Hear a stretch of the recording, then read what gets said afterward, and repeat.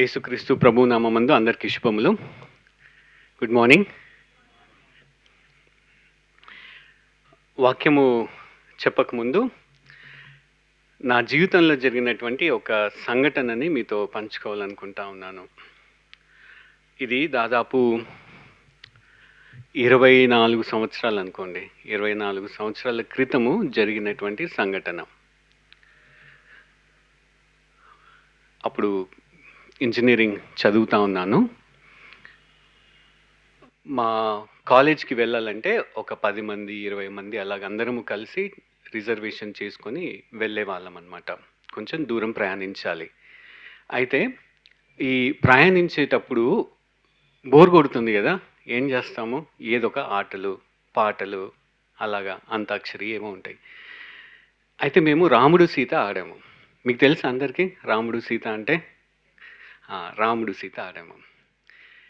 నాతో పాటు ప్రయాణిస్తున్నటువంటి మా గుంపులో ఒక వ్యక్తి, ఆయనకి ఎప్పుడూ సీత వచ్చేది, నాకేమో ఎప్పుడూ రాముడు కానీ లక్ష్మణుడు కానీ వచ్చేది.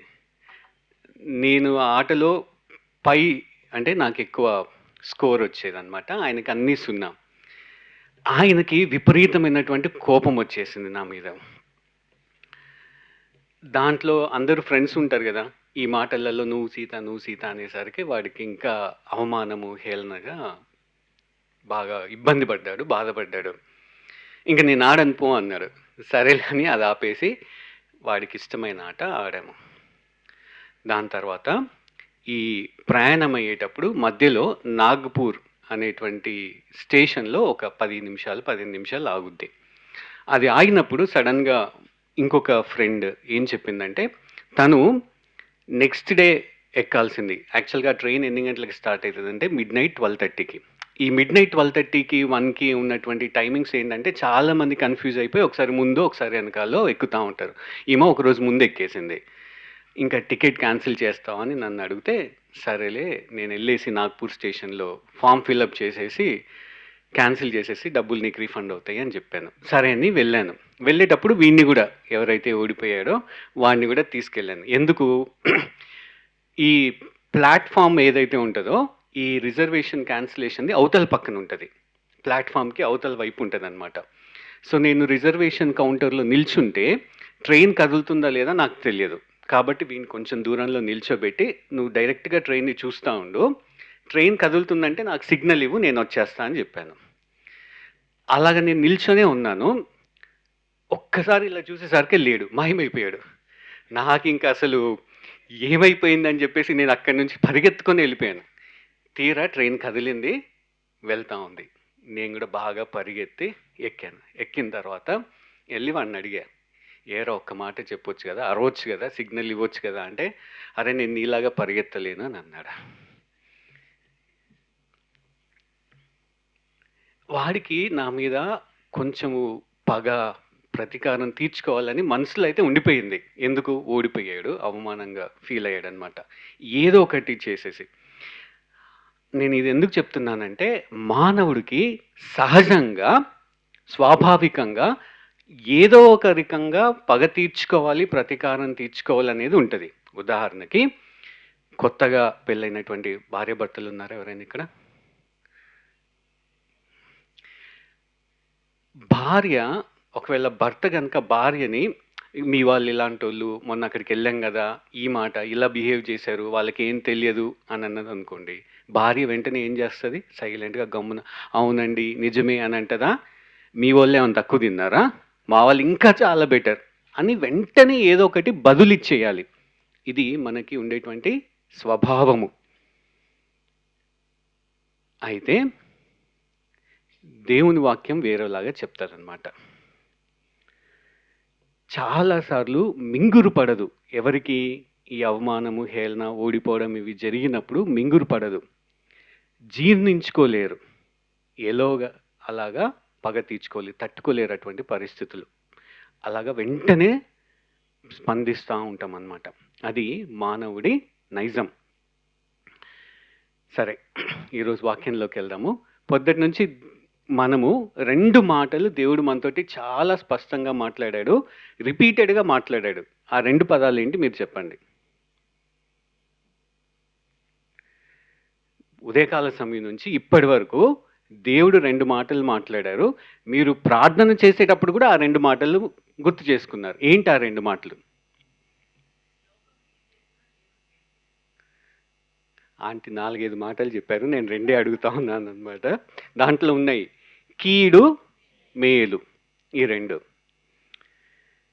గడిచిన వారంలో మా సెల్ గ్రూప్‌లో ఒక ప్రస్తావన వచ్చింది. అప్పుడు దేవుడు పౌలుకి దర్శనము ద్వారా మాట్లాడాడు కదా! మనతో కూడా అలా మాట్లాడతాడా ఇప్పుడు అని అన్నాడు. నేనన్నాను, అంతలా మాట్లాడకపోవచ్చు. వాక్యము ద్వారా దేవుడు మనతో మాట్లాడుతూ ఉంటాడు. సెల్ గ్రూప్‌లో మనం ఏమైతే డిస్కస్ చేస్తూ ఉంటామో, పుల్పిట్ మీద నుంచి వర్షిప్ ఆరాధన కానీ, దైవ సేవకులు మాట్లాడిన మాటలు కానీ అవన్నీ దేవుడి నుంచి వచ్చినాయే అని చెప్పానన్నమాట. దానికి రుజువు ఈరోజు. ఏంటది? పొద్దున ఆర్కే ద్వారా ఏ మాటలైతే మాట్లాడాడో దానికి అనుగుణంగా ఉండేటువంటి మాటలు కూడా నేను సిద్ధపడడానికి దేవుడు సహాయము చేశాడు. నేను స్పష్టంగా నమ్ముతున్నది ఏంటంటే ఈ ఉదయకాల సమయంలో దేవుడు మనందరితో మాట్లాడుతూ ఉన్నాడు. ఎంతమంది ఒప్పుకుంటున్నారు? Very good.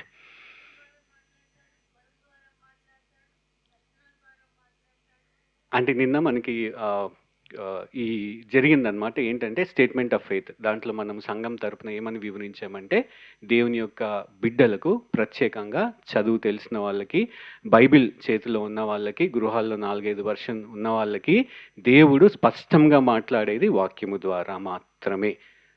అది మనం గమనించుకోవాలి.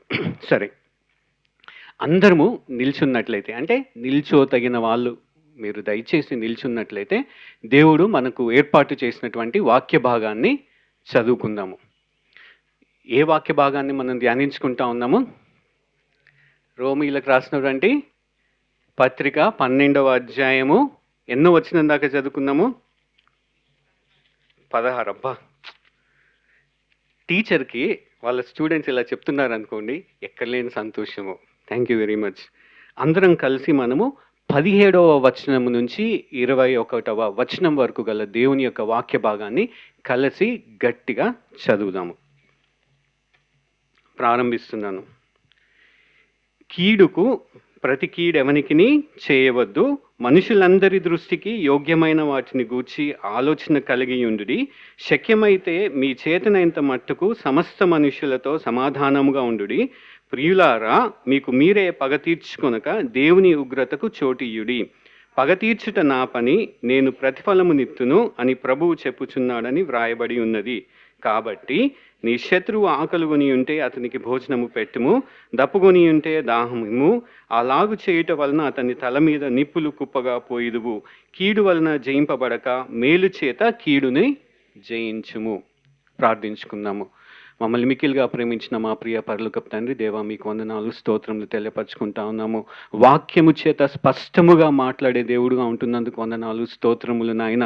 మాకు ఇచ్చినటువంటి సిద్ధపాటును బట్టి వందనాలు, స్తోత్రములు. కొద్ది నిమిషాలు నాయన తండ్రి మీ యొక్క వాక్యాన్ని ధ్యానించబోతుండగా మీరు మాకు తోడుగా ఉండండి. వినగలిగినటువంటి చెవులను, గ్రహించే మనసును, మా జీవితంలో అన్వయించుకునే మనసును మీరు మాకు అనుగ్రహించమని ప్రార్థిస్తున్నాము. ముఖ్యంగా నన్ను నేను తగ్గించుకోవడానికి మీరు సహాయం చేయండి. మీ కృప చేత మాత్రమే నాయన నేను ఇక్కడ నిల్చొని ఉన్నానని ఒప్పుకొంచు ఈ యొక్క ప్రార్థన మా కోసం మరణించి తిరిగి లేచి త్వరలో రానైనటువంటి నజరేయుడైన యేసుక్రీస్తు ప్రభు పేరిట అడిగి వేడుకొంచున్నాం తండ్రి, ఆమేన్. దయచేసి కూర్చునండి. మనము ధ్యానించుకుంటున్నటువంటి అంశము లేక శీర్షిక ఏది అనంటే నిష్కపటమైనటువంటి ప్రేమకి రుజువులు. మనము ప్రారంభించింది 9వ వచనంలో నిష్కపటమైనటువంటి ప్రేమ అంటే ఏంటి అన్నది ప్రారంభించి ఈ నిష్కపటమైనటువంటి ప్రేమని ఎలా వ్యక్తపరుస్తాము, ఎవరి పట్ల? దేవుని ఎడల మనం ఎలా వ్యక్తపరుస్తామో, మన తోటి సహోదరుల ఎడల ఎలా వ్యక్తపరుస్తామో, దేవుని తెలియని బిడ్డల పట్ల ఎలాగ మనం ప్రవర్తిస్తామో, అంతేకాకుండా చివరిగా శత్రువులకి మనము ఏ విధంగా ప్రతిస్పందిస్తామో, వాళ్ళ పట్ల ఈ నిష్కపటమైనటువంటి ప్రేమ ఎలా వ్యక్తపరుస్తాము అన్నది అక్కడ పౌలు ఆజ్ఞలుగా చెప్తా ఉన్నాడు, చిన్న చిన్న ఆజ్ఞలుగా. దాన్ని మనం ఎలాగా అన్వయించుకుంటున్నామంటే ఆ ఆజ్ఞలు పాటిస్తున్నారనంటే ఆ లక్షణాలు గనక మనలో ఉన్నట్లయితే అవి రుజువులు. దేనికి? మనలో మనకి నిష్కపటమైనటువంటి ప్రేమ కలిగి ఉన్నాము అన్నదానికి రుజువులు. ఏమైనా గుర్తున్నాయా ఇంతకుముందు మనము నిష్కపటమైనటువంటి ప్రేమకి రుజువులుగా ధ్యానించిన అంశాలు? ఏడ్చువారితో ఏడవండి. కన్నీళ్ళు తుడిచేవారు కాదు, కన్నీళ్ళు కార్చేవారు కావాలి. సంతోషించే వారితో సంతోషించండి. ఇవన్నీ కూడా మనము ధ్యానించి ఉన్నాము. ఇవన్నీ కూడా నిష్కపటమైనటువంటి ప్రేమకి రుజువులు. ఈరోజు కొన్ని అంశాలు 17వ వచనం నుంచి 18వ వచనం నుంచి మనము ధ్యానించుకుందాము. అంతకంటే ముందు చివరిసారిగా స్పష్టంగా దేవుడు మనతో మాట్లాడిన విషయాలు ఏమిటి అని అంటే, నిష్కపటమైనటువంటి ప్రేమకి ఒక రుజువు ఏక మనస్సు కలిగి మనము ఉంటాము. అంటే అందరూ ఒకేలాగా ఆలోచించరు కానివ్వండి, సంఘము ఐక్యత కోసము, ఐక్యత కాపాడుకోవడానికి మనము మనల్ని తగ్గించుకొని, విభేదాలు ఉన్నప్పటికీ పరస్పరము సహవాసములో జీవిస్తూ ఉంటాము, ముందుకి వెళ్తూ ఉంటాము, గర్వాన్ని వదిలివేస్తాము. అనంటే హెచ్చుపై మనము ఆలోచన ఉంచకుండా, నేను గొప్ప వాళ్ళతోని ఆత్మీయంగా ఎక్కువ ఉన్న వాళ్ళతోటి, లేకపోతే సామాజికంగా ఆర్థికంగా ఎవరైతే సంఘములో ఎగువ స్థాయిలో ఉన్నారో వారితో మాత్రమే నేను స్నేహం కలిగి ఉంటాను, వారితో మాత్రమే నేను ప్రేమను పంచుకుంటాను అన్నది కాదు. మీకంటే తక్కువైన వాళ్ళతో కూడా మీరు సహవాసము కలిగి ఉండాలి అన్నదాన్ని అంశాన్ని మనము ధ్యానించుకున్నాము.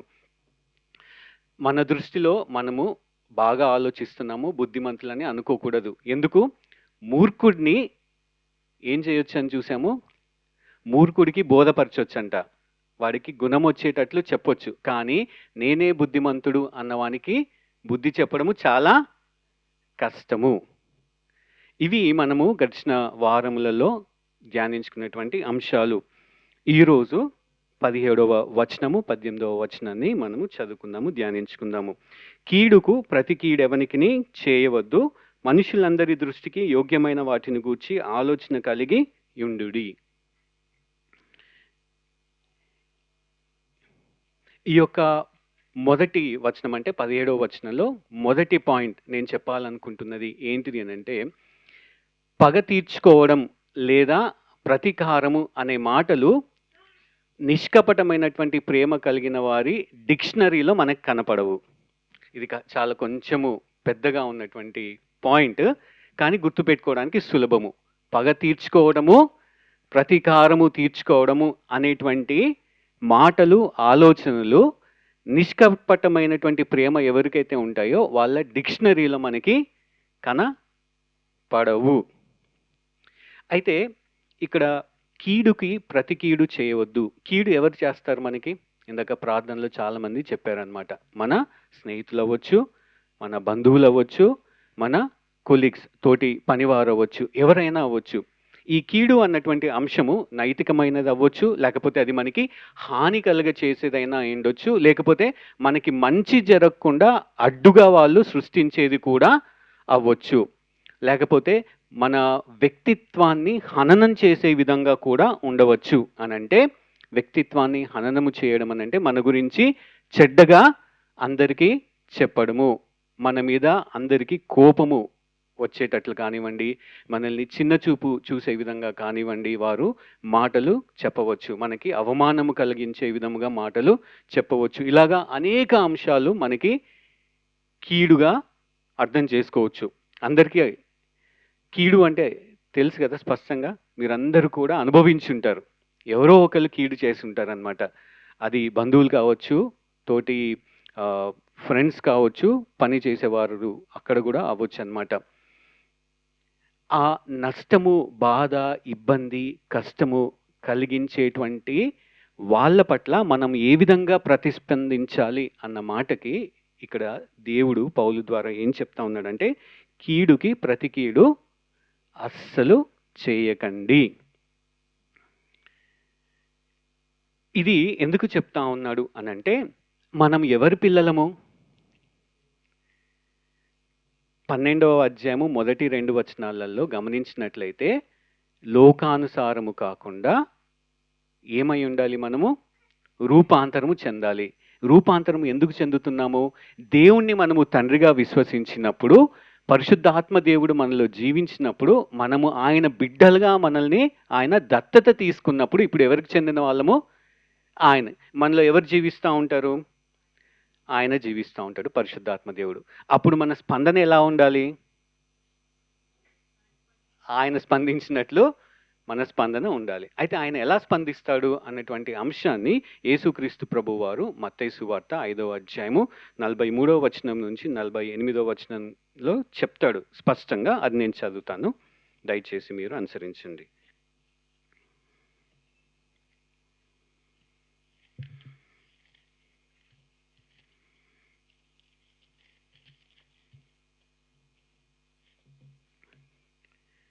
నీ పొరుగువాన్ని ప్రేమించి నీ శత్రువును ద్వేషించుమని చెప్పబడిన మాట మీరు విన్నారు గదా.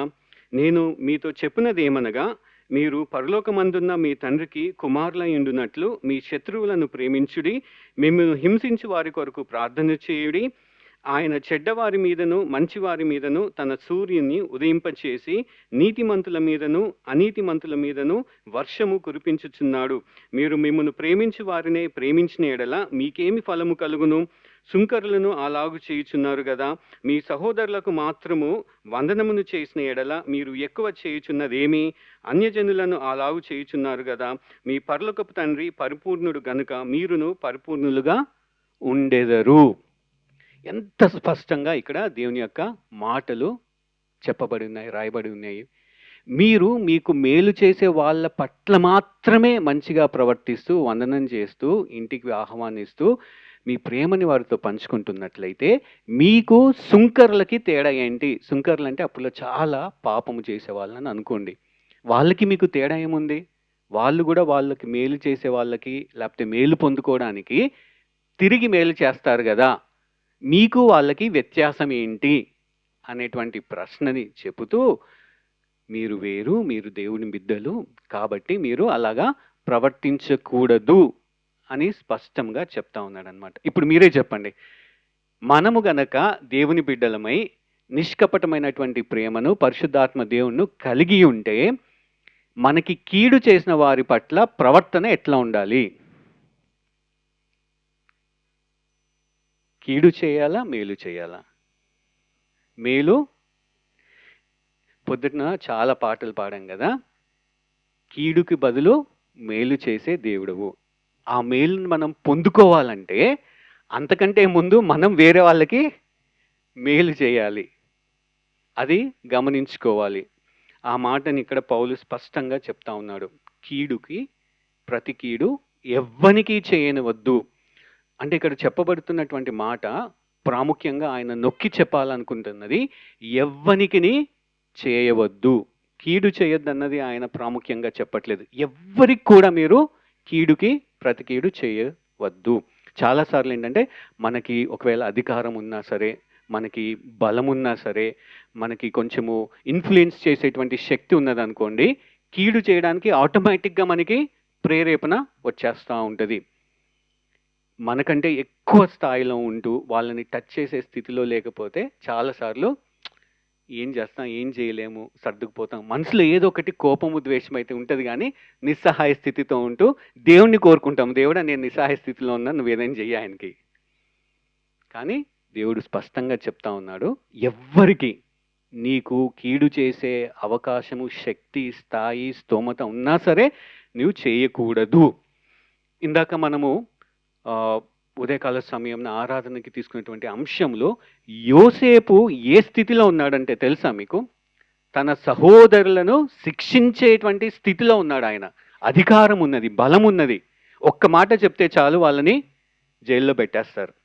అయినప్పటికీ ఆయన ఎంతగానో ఎన్నో సంవత్సరాలు దుఃఖపడినా బాధపడినా సరే, అంత కీడు పొందుకున్నా సరే ఆ కీడుకి బదులుగా ఏం చేశాడు? వాళ్ళకి మేలు చేశాడు.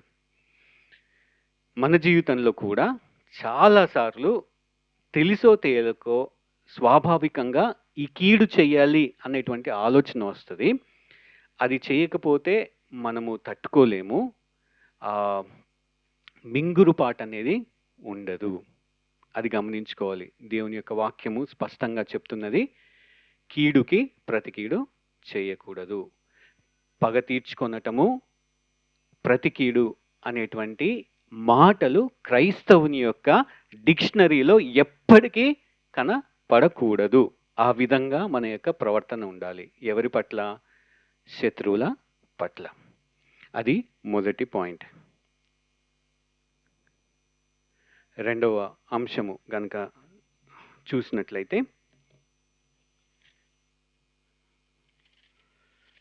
ఆ యొక్క రెండవ భాగము ఎవరైనా చదువుతారా? నేను చదువుతాను.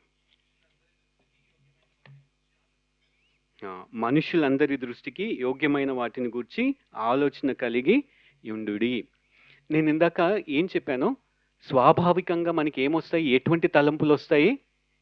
కీడు చేయాలి ఆలోచన, నిద్ర రాదు, ఏదో ఒకటి మనకి మనసులో మెదులుతూ ఉంటుంది అనమాట. ఏ విధంగా నేను తిరిగి బదులిచ్చేయాలి అన్నటువంటి అటువంటి పరిస్థితిలో పౌలు ఇక్కడ ఏం చెప్తున్నాడంటే, ఆ కీడుకి మీ స్పందన ఎలా ఉండాలంటే మేలు చేయడమే కాదు, ఆ మేలు చేసేది కూడా ఏ విధంగా ఉండాలంటే, అవురా ఇలా చేయొచ్చా, అరే వా అనే ఆశ్చర్యాన్ని ఇతరులకు కలిగించే విధంగా మన స్పందన ఉండాలి. ఈ మాటలు గుర్తుపెట్టుకోండి. అవురా అని ఆశ్చర్యపడుతూ వాళ్ళు నోరు తెరిచి వింతగా చెప్పాలి. ఎవరు? చుట్టుపక్కల ఉన్నటువంటి వాళ్ళు కానివ్వండి, ఆ శత్రువు అయినా సరే, లేకపోతే అరే వా ఎంత మంచి మేలు చేసావు అనేటువంటి విధంగా స్పందించేలాగా మన స్పందన ఉండాలి. ఈ మాటలు ఎందుకు చెప్తా ఉన్నానంటే, అక్కడ యోగ్యమైనది అన్న మాటకి అర్థము ఏమిటనంటే అద్భుతమైనది, లేకపోతే ప్రత్యేకమైనది, ఉన్నతమైనది, అందమైనది, ఆకర్షణీయమైనది, అత్యుత్తమైనది, అన్నిటికంటే మించిపోయినది, విలువైనది, ప్రశంసనీయమైనది, మెచ్చుకోదగినది, ఇటువంటి పనులన్నిటికీ ఉపయోగించబడినటువంటి మాట యోగ్యమైనది. అటువంటి పనులు మనము చేయాలి. కేవలము మేలు కాదు, కేవలము సైలెంట్గా ఉండడం కాదు, మన పట్ల కీడుని జరిగించిన వారి పట్ల మన ప్రతిక్రియ ఏ విధంగా ఉండాలంటే, అందరూ దాన్ని ప్రశంసించాలి, అందరూ దాన్ని బట్టి ఇంత అద్భుతంగా ప్రవర్తించొచ్చా అని నోరు తెరుచుకొని ఆశ్చర్యపోవాలి. ఆ విధంగా మన ప్రవర్తన ఉండాలి అని చెప్తా ఉన్నారు ఇక్కడ. ఇందాక చదువుకున్నటువంటి యోసేపుదే నేను ఒక మాట చెప్తాను. యోసేపు యవనస్తుడుగా ఉన్నప్పుడే వచ్చేసాడు కదా. వచ్చేసినప్పుడు తన చుట్టుపక్కన వాళ్ళు ఎక్కడైతే ఉన్నాడో పోతిఫరు వాళ్ళందరి దగ్గర నీవెవరు, ఎక్కడి నుంచి వచ్చావు అని అడుగుంటారా లేదా? ఆయనకి ఎంతగా ఇబ్బంది కలిగిందో, ఎంత కీడు చేశారో, ఎంత హాని జరిగిందో తెలుసుకొని ఉంటారా లేదా? ఈయనతో పాటు ప్రయాణించిన వాళ్ళు, ఎప్పటిదాకా ఈయన ప్రధానమంత్రి అయ్యేదాకా ప్రయాణించిన వాళ్ళు ఉంటారా లేదా? నేను ఇవన్నీ ఊహించుకుంటున్నాను, బైబిల్లో స్పష్టంగా లేదు, నా ఊహ. అలా ఉన్నవాళ్ళు ఈయన వాళ్ళ తమ్ముళ్ళంతా ఉన్నారు కదా, అన్నలు, వాళ్ళ పట్ల ప్రవర్తించినటువంటి విధానమును చూసి ఆశ్చర్యపోయి ఉంటారు. అబ్బో ఇంత మేలు చేయొచ్చా, ఎన్ని సంవత్సరాలు బాధించారు, ఎంత దుఃఖపరిచారు, ఇన్ని చేసినా సరే ఈయన ఇటువంటి విధంగా స్పందించాడా, వాళ్ళని ఇంత బాగా చూసుకున్నాడా, కౌగిలించుకున్నాడా, ముద్దాడా, వాళ్ళకు కావాల్సినటువంటి అన్ని సమకూర్చాడా? ఇవి మనుషుల వల్ల సాధ్యము కాదు, దేవుడి వల్లే సాధ్యము అనే రీతిలో వాళ్ళకి ఆశ్చర్యము కలిగించే విధముగా మన స్పందన ఉండాలి. ఇది ఈ స్పందన మనకి నేను ఇందాక అన్నాను కదా, ఆటోమేటిక్గా యాదృచ్ఛికంగా రాదు. అందుకని ఇక్కడ ఏం చెప్తున్నాడంటే, ఆ మాట ఇంకొకసారి నేను చదువుతాను చూడండి. కీడుకు ప్రతి కీడెవనికిని చేయవద్దు, మనుషులందరి దృష్టికి యోగ్యమైన వాటిని గురించి ఆలోచన కలిగి యుండుడి. ఇక్కడ ఆయన నొక్కి చెప్పాలనుకున్నటువంటి మాటలు రెండు. ఒకటి, యోగ్యమైన వాటిని గురించి చేయండి, ఆ పనులు చేయండి, ఆ పనులు చేయడానికి ఆలోచన కలిగి ఉండండి అంటున్నాడు. ఈ ఆలోచన కలిగి ఉండడము అనంటే, ఇల్లు కట్టాలనుకోండి, మనం ఏం చేస్తాము? నేను ఇల్లు కొనుక్కోవాలనుకుంటున్నాను, కట్టాలనుకుంటున్నాను, ఎటువంటి ఆలోచనలు వస్తాయి నాకు? ఫస్ట్ ఏ ఏరియా, ఆ ఏరియాని బాగా నాకు మేలు అవుతుందా లేదా, అవన్నీ పిల్లలకి దగ్గర అవుతుందా, దూరం అవుతుందా, హాస్పిటల్ ఉందా అని ఆలోచిస్తాను. నా దగ్గర డబ్బులు ఎంత ఉన్నాయి, నేను ఎంత లోన్ పెట్టుకోవాలి, నాకు ఎంత లోన్ వస్తుంది అంటే, నా ఆలోచన విధానం ఏంటంటే అది జరిగించడానికి ఆ సంకల్పంతో ముందుకెళ్తా ఉంటాను. ఎన్నో ఆలోచనలు కలిగి వాటిని అన్నిటిని కూడా నేను ఏం చేస్తాను, ఆచరణలో పెట్టి ఇల్లు ముగిస్తాను. ఇల్లు ఆటోమేటిక్గా జరగదు కదా, వేరే వాళ్ళకి అప్పు చెప్తారా? అక్కడ ఉంది సార్ అంటే, సరే వెళ్ళేసి ఏంటి డబ్బులేనా, డబ్బులు ఇచ్చేస్తాను, ఎప్పుడు ఇస్తావు నాకు ఇల్లు అని అన్నాం కదా. ఎంత ప్రయాసపడతాము, ఎంత ఆలోచన కలిగి ఉంటాము. ఆ రీతిలో ఇతరులకి మేలు చేసే విషయంలో కూడా అంతలా మనం ఆలోచించాలి. మనకుండేటువంటి ఈ చెడు తలంపులన్నీ వాళ్ళకి హాని కలుగ చేయాలి, వాళ్ళని ఎలా తిట్టాలి, ఏ సమయంలో వాళ్ళని కాళ్ళు పట్టుకొని లాగాలి అనేటువంటి ఆలోచనలన్నీ మనసులో మెదులుతూ ఉంటే వాటిలన్నిటినీ పక్కన పెట్టి నేను ఏ విధంగా మంచి చేయాలి, ఎటువంటి మాటలు నేను వాళ్ళని మాట్లాడాలి, ఆ మాటలు నాకు ఇయ్యయ్యా దేవుడా, నాకు ఆ సందర్భాన్ని చూపించు, ఆ సందర్భాన్ని కూడా మంచి చేసే సందర్భాన్ని మనమే కలుగ చేయాలి, అలా కలుగ చేసి మేలు చేయాలి. అది దేవుని యొక్క వాక్యము చెప్తున్నటువంటి విషయము. సులభమా కష్టమా? సులభమా కష్టమా? మనుష్యుడికి కష్టము, దేవునికి సులభము. దేవుడు ఎవరితో ఉన్నాడు? దేవుడు ఎవరితో ఉన్నాడు? నాతో ఉన్నాడు, మీతో ఉన్నాడు. కాబట్టి అది సులభమా అసాధ్యమా? మీరే చెప్పండి. సులభము. అర్థమవుతుందా? ఈ రీతిలో మన స్పందన ఉండాలి. ఈ రకంగా మనము ఒక ప్రణాళిక వేసుకోవాలి. ఈ రకంగా మనము ఆలోచన చేసుకోవాలి. ఎందుకు మనము దేవుడి బిడ్డలము, ఆయన ఆత్మ, తన ఆత్మ మనలో ఉండి నడిపిస్తూ ఉంటాడు. గమనించుకోండి. మనుషుల దృష్టి, అందరి దృష్టికి యోగ్యమైనది అని అంటే చాలాసార్లు సమాజంలో దేవుడు తెలియని వాళ్ళు అనేక విధాలుగా ప్రతిస్పందిస్తూ ఉండొచ్చు. అయితే వాళ్ళకి అనుకూలంగా ఉండేది చేయడము అని కాదు ఇక్కడ పౌలు చెప్పేది. మనము చేసిన క్రియని చూసి వాళ్ళు ఆశ్చర్యంగా, బో ఇలా చేయొచ్చా, ఇలా ప్రవర్తించొచ్చా అనే రీతిలో మన ప్రవర్తన ఉండాలి. దీని ద్వారా ఏం జరుగుతుంది? ఇలా నడుచుకోవడం వల్ల ఏం జరుగుతుంది? నేను ఒక ఉదాహరణ చెప్తాను. అనేక సంవత్సరాల క్రితము ఇది చైనాలో జరిగింది ఎంతవరకు నిజము అనేది నేను రుజువుపరుచుకోలేకపోయాను. కానీ ఒక కథలా కూడా మనము ఆలోచించవచ్చు. వాచ్మెన్ని అనేటువంటి విశ్వాసి ఏం చెప్తాడంటే, ఆయన పని చేసినటువంటి ప్రాంతంలో అంట ఇద్దరు, ఒక క్రైస్తవుడు ఇంకొక క్రైస్తవేతరుడు, వాళ్ళ పొలాలు దగ్గరలో ఉన్నాయన్నమాట. ఈయనది క్రైస్తవుడి యొక్క పొలము ఎగువ స్థాయిలో ఉంటే, అంటే పైన ఉంటే, కొండలాంటి ప్రదేశం అనుకోండి. ఈ నాస్తికుడు ఎవరైతే ఉన్నాడో ఆయనది కింద ఉన్నదన్నమాట. కొండ మీద ఈయనది, కొండ కింద ఈయనది. ఈ విశ్వాసి పొద్దున్నే లేచి తన పంట కోసము శ్రమిస్తూ నీళ్ళని మళ్లించి బాగా చూసుకుంటున్నాడంట. ఈ పక్కన పొలం ఎవరైతే ఉన్నదో ఆ వ్యక్తి బద్ధకము కలిగినటువంటి వ్యక్తి. ఈయనంతా కష్టపడి పనిచేసిన తర్వాత ఈయన లేచి ఆ గట్టు దగ్గర కొంచెము దారి తీసేవాడు అక్కడక్కడ. అప్పుడు ఏమయ్యాయి?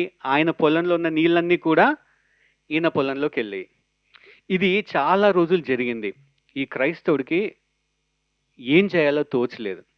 అప్పుడు దేవుడు ఏం ఆలోచన ఇచ్చాడంటే, నీవు పొద్దున్న లేచిన తర్వాత మొదటగా నీ పొలానికి నీళ్లు మళ్లించే బదులు ఆయనకి మళ్లించేసాయి, ఆయన తర్వాత నీ దానికి పెట్టుకో అని దేవుడు ఆలోచన చెప్పాడు. ఆ విధంగా ఆయన చేశాడు.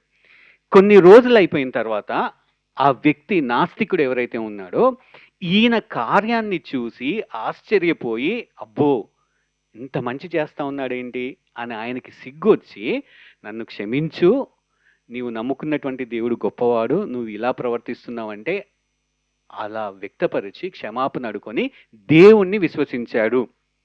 ఇప్పుడు ఏం జరిగింది? మేలులు చేశాడా లేదా? కీడు చేత మేలు చేశాడనంటే నాకు లాభం వచ్చిందని కాదు, నా ద్వారా పక్కన ఆయనకి మేలు జరగడము, అది నాకు ఆశీర్వాదకరము. నేను దేవుని యొక్క గుణలక్షణాలని నేను వ్యక్తపరిచినప్పుడు దేవుడికి మహిమ చెల్లుతుంది, నేను ఇంకొకరికి ఆశీర్వాదకరంగా కూడా మారుతున్నాను. ఆ అంశాన్ని అక్కడ పౌలు చెప్తా ఉన్నాడు. ఇప్పుడు చెప్పండి, ఎంతమంది మీలో మేలు పొందుకోవాలనుకుంటున్నారు మీకు జరిగినటువంటి కీడుని బట్టి? అందరు కదా. అందరము ఆ విధంగా ఆలోచన కలిగి ఉండాలి. 2 అంశాలు మనము ధ్యానించాము. మొదటి అంశం ఏంటిది అని అంటే, పగ తీర్చుకొనుట, ప్రతీకారము తీర్చుకోవడం అనేటువంటి మాటలు నిష్కపటమైనటువంటి ప్రేమ కలిగి ఉన్న వారి జీవితంలో, వారి డిక్షనరీలో కనపడవు. ఎందుకు? వారు దేవుని విశ్వసించారు. దేవుడు పగ తీర్చుకోడు, దేవుడు ప్రతీకారం తీర్చుకోడు. ఆయనని దూషించే వారి పట్ల కూడా వర్షాన్ని కుమ్మరిస్తా ఉన్నాడు, సూర్యుని ఉదయింపచేస్తా ఉన్నాడు. ఆయన బిడ్డలముగా ఉన్నటువంటి మనము కూడా, మన ప్రవర్తన కూడా అలా ఉండాలి అన్నది మొదటి పాయింట్. ఎవ్వనికి కీడు చేయకూడదు. రెండవ అంశం ఏంటంటే యోగ్యమైన వాటి గురించి ఆలోచించాలి. ఇతరులు మెచ్చుకునే విధముగా, ఇతరులు ప్రశంసించే విధముగా, ఇతరులు కొనియాడే విధముగా మన ప్రవర్తన మనకి కీడు చేసే వారి పట్ల చూపించాలి. అది దేవునికి మహిమ కలుగుతూ ఉంటుంది. ఇవన్నీ అసాధ్యము ఎవరికి? మానవుడికి, దేవుడు తెలియనిటువంటి వ్యక్తికి. అయితే దేవుణ్ణి ఎరిగి దేవుడితో మనము సంభాషణ చేస్తూ ఆ సంబంధము కలిగి ఉండి ఆయన ఆత్మ మనలో ఉన్నది కాబట్టి ఇవి మనకి సాధ్యము. అప్పుడు దేవుడు మనల్ని ఆశీర్వాదకరంగా చేస్తాడు. ఇంకొక మూడవ మాట 18వ వచనం నుంచి మనం ధ్యానించుకుందాము. శక్యమైతే మీ చేతనైనంత మట్టుకు సమస్త మనుషులతో సమాధానముగా ఉండుడి. ఈ నిష్కపటమైనటువంటి ప్రేమ ఉన్న వాళ్ళంట, వాళ్ళ ప్రవర్తన ఎట్లా ఉంటుంది అంటే శత్రువులతో సైతము సమాధానము కోసము తీవ్రంగా శ్రమిస్తారు అన్నది పౌలు ఆ యొక్క 18వ వచనంలో చెప్తా ఉన్నాడు. దాని అర్థము ఇలా మనము గమనించాలి. చాలాసార్లు ఎంతమంది మీకు శత్రువులు ఉన్నారు చెప్పండి? మీరు చాలా సీరియస్గా ఉన్నారు, నేను ఈ యొక్క ఉదయకాల సమయంలో దేవుడు మిమ్మల్ని ఆశీర్వదిస్తాడని చెప్పుంటే అందరు హ్యాపీగా ఉండేవాళ్ళేమో. నేను అదే చెప్తున్నాను, దేవుడు మిమ్మల్ని ఆశీర్వదిస్తాడు, కాకపోతే ఈ కీడు ద్వారా మీరు ఇతరులకు మేలు చేయడం ద్వారా ఆశీర్వాదాన్ని పొందుతారని చెప్తా ఉన్నాను. అందరూ మీకు ఏం కావాలంటే చాలా సంతోషం కలగాలి. అబ్బో, దేవుడు ఇలా నా ద్వారా క్రియలు చేస్తాడా, ఇంత గొప్ప అద్భుతము నా జీవితంలో చేస్తాడా అని మీరు ఆనందించాలి, నేను ఆనందించాలి. 18వ వచనంలో 3వ అంశము, శత్రువులతో సైతము సమాధానము కోసము నిష్కపటమైనటువంటి ప్రేమ కలిగిన వారు తీవ్రంగా శ్రమిస్తారు. చాలాసార్లు మనకి ఇతరుల వ్యక్తులతోటి ఎప్పుడైనా శత్రుత్వం ఏర్పడింది అనుకోండి, అంటే ముందుగా మనము చాలా మంచి సంబంధం కలిగి ఉన్నాము, ఏదో మనస్పర్ధలు వచ్చేసి ఆ శత్రుత్వం ఏర్పడిన తర్వాత చాలాసార్లు ఏం చేస్తామంటే, నేను దేవుడి దగ్గర సమాధానం కోసము ప్రేయర్ చేశాను, అంతే, నేను చేయాల్సింది చాలా చిన్నది, అది చేసేసాను, మీదంతా దేవుడు చూసుకుంటాడు. నాకు ఎవరిపైతే నా పట్ల ఎవరైతే శత్రువుగా ఉంటున్నారో వాళ్ళ హృదయాన్ని దేవుడే మారుస్తాడు, నేను చేయాల్సింది చేసేసానని చేతులు ఎత్తేస్తాం.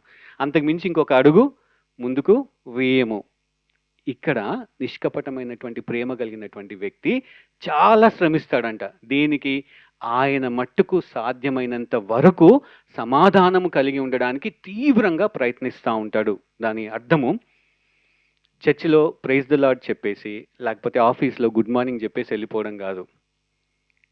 ఇంట్లో ఆఫీస్ గురించి మాట్లాడుతూ ఉన్నాను. మీ కొలీగ్ మీకు రావాల్సినటువంటి ప్రమోషన్ని ఆయన కొట్టేశాడు, మీ మీద చాడీలు చెప్పి, మీ మేనేజర్కి, హెచ్ఆర్కి, వాళ్ళందరికీ మీకు ప్రమోషన్ రాలేదు, ఆయనకి ప్రమోషన్ వచ్చింది. ఆయన మీకు ద్వేషము ఎట్లో కొంత అట్లా ఉంటుంది, ఆయనకు కూడా మీ పట్ల ద్వేషం ఉన్నది, ఏదో మీ మధ్య మనస్పర్ధలు వచ్చాయి. మీరు పని చేసేటప్పుడంట ఆ సమాధానం కోసం ఏం చేయాలంటే, ఇంట్లో భార్య మంచి చికెన్ చేయడమో మటన్ చేసింది అనుకోండి, తీసుకెళ్ళేసి లంచ్ టేబుల్లో మా భార్య చేసింది మీకోసం ఈ స్వీట్, ఈ చికెన్, ఈ మటన్ తినండి అని మనమే వెళ్ళి చెప్పాలంట. ప్రయత్నం చేయాలి.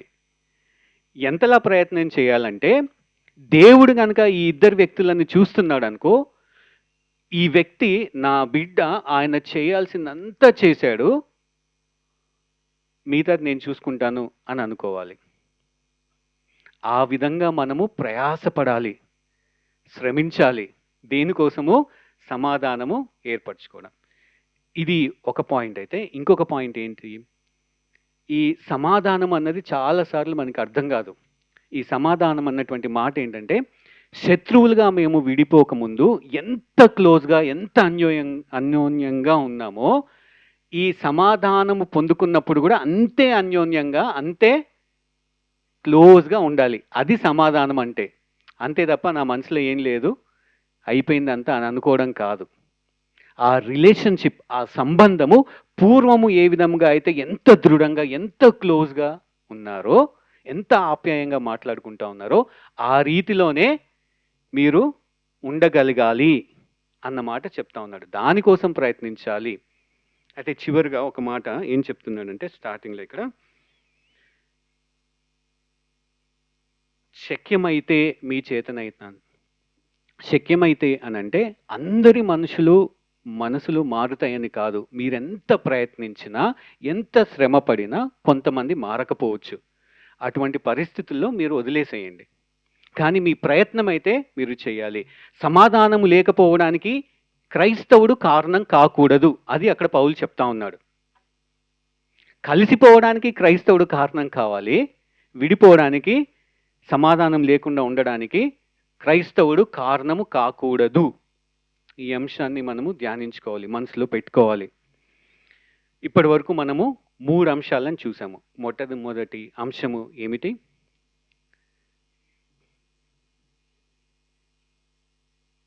ఇన్నిసార్లు దేవుడు మాట్లాడాడు. ఒక పాయింట్ చెప్పాలి. ఫస్ట్ పాయింట్,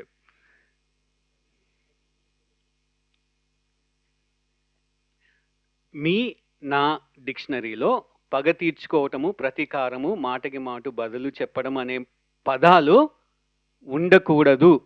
అది మొదటి అంశము. రెండో అంశము, అరే వారే వా. ఈ మాటలు మీకు గుర్తుండిపోవాలి. మనం చేసే మేలును బట్టి ఇతరులు ఇలా మెచ్చుకోవాలి, ప్రశంసించాలి. అలా జరగాలంటే ఆటోమేటిక్గా యాదృచ్ఛికంగా జరగదు. దానికోసం ఆలోచన కలిగి తలంపులను అంతా కూడా మేలు చేయాలి, ఎలా మేలు చేయాలి అని ప్రణాళిక వేసుకొని నేను మంచిని చేయాలి. అది రెండో పాయింట్. మూడో పాయింట్, సమాధానం కోసము నేను తీవ్రంగా శ్రమించాలి. కేవలము ప్రార్థన చేసేసి దేవుడే చూసుకుంటాడని కాదు. సాధ్యమైనంత వరకు మనము శ్రమించాలి. ఆ సంబంధంలో సమాధానం లేకపోవడానికి క్రైస్తవుడిగా నేను కారణం కాకూడదు. ఎవరి దృష్టిలో? దేవుడి దృష్టిలో. ఈ యొక్క మాటలు దేవుడు మన యొక్క జీవితములలో నిజముగా నెరవేర్చాలని ప్రార్థించుకుందాము. దయచేసి కొద్ది నిమిషాలు మౌనంగా ఉందాం.